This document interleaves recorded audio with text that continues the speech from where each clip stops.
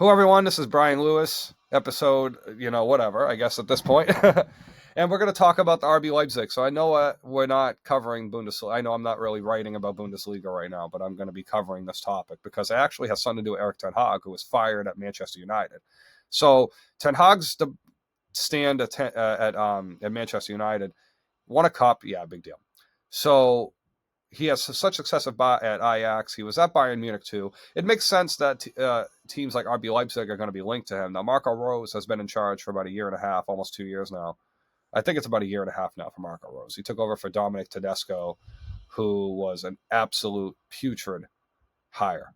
Oh my God, horrible. And he was also the Belgium coach for a little bit too, and that didn't quite work out for him neither. So there's that. Now, some of the names that are linked to the job if RB Leipzig were to move on are Roger Schmidt, who, his resume is interesting. Roger Schmidt was at RB Salzburg 10 years ago. He was at Bayer Leverkusen for 3 years. He went to go coach in Beijing and China for Beijing Guoan.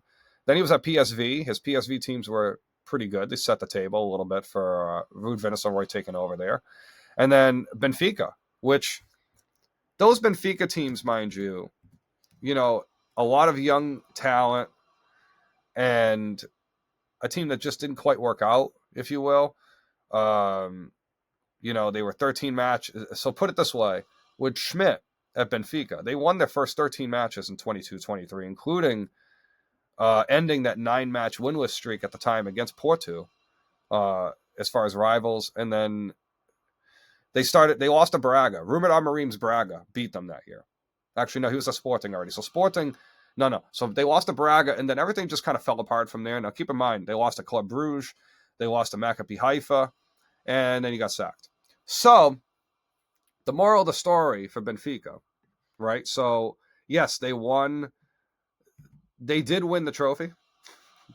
However, it kind of looks a little bit weird when you look at that team because this was a team that had João Mario, Gonzalo Guedes was on loan from Wolves, Chiquinho, Samuel Soares, Mihailo Ristic, Andre Gomes was a back. João Neves was on the team. Gonzalo Ramos was on the team. Morato. They had Julian Draxler.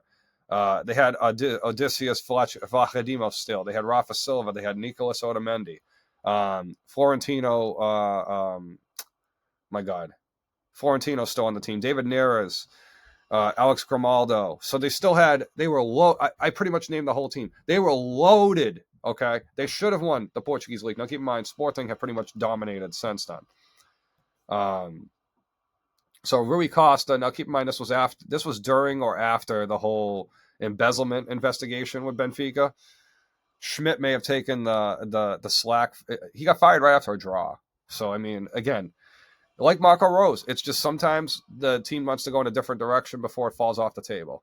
There's too much to lose. Now, for Erik Ten Haag, we could talk about his Manchester United stay all we want.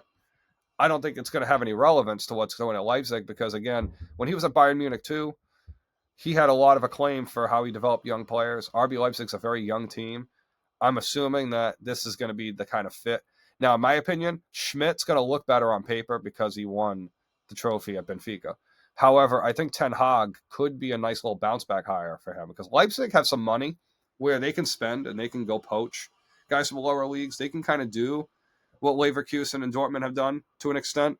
It's just Leipzig, I think, have to also be able to capitalize the way those teams did. Leverkusen were able to win a trophy. Dortmund got to a Champions League final. Like, you need to be able to get to that level. And I know RB Leipzig got to a Champions League semifinal, and if it wasn't for COVID, they might have very well have won it that year in an upset, because that was the year it was going to be. If any team was going to, if there was ever going to be an Atalanta RB Leipzig final, that was the year it was going to happen.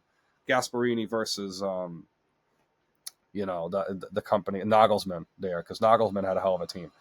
So I'm interested to see, one, if RB Leipzig actually chooses to sack Marco Rose within the next week to maybe in the next couple days, and then Ten Hag or Schmidt, who they decide to choose, it could very well be another guy too.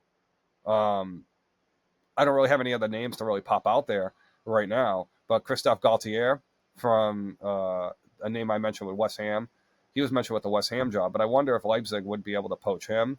I don't know if the German would be an obstacle for him. crap. I mean, Graham Potter would be interesting in Germany, but I think if West Ham decide to go the Graham Potter route, I'm almost wondering if Galtier would be someone to look at. De Zerbi at Marseille is someone that's got to be on the move. So between those names, I think there'll be a couple of options. I'm again, Leipzig are in 4th place right now. They don't want to fall out of those Champions League places. It's imperative they stay up there.